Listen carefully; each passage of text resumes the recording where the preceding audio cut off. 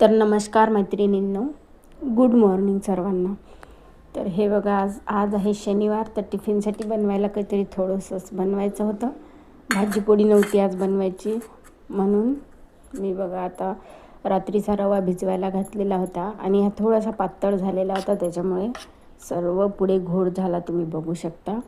आणि हे जे आप्पे पात्र आहे ना, ते मी जे केस विकणारे ते येतात ना बायका, त्यांच्याजवळून घेतलेलं आहे. हे काही म्हणजे 2 आहेत माझ्याकडे. हे काही एकही पण चांगलं नाही निघालं. आता मी चांगलंच आणणार आहे. स्टीलच्या दुकानामधून चांगलंच घ्यायला परवडते. आणि हे हे बिलकुल घ्यायला परवडत नाही.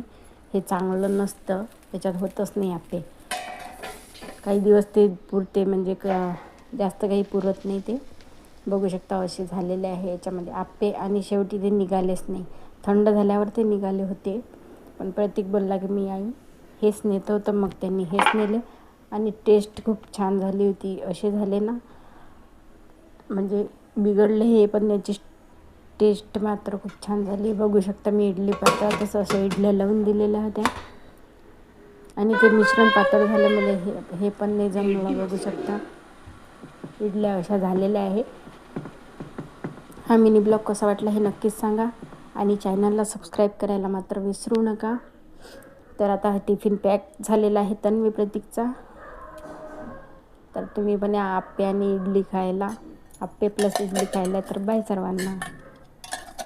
श्री स्वामी समर्थ.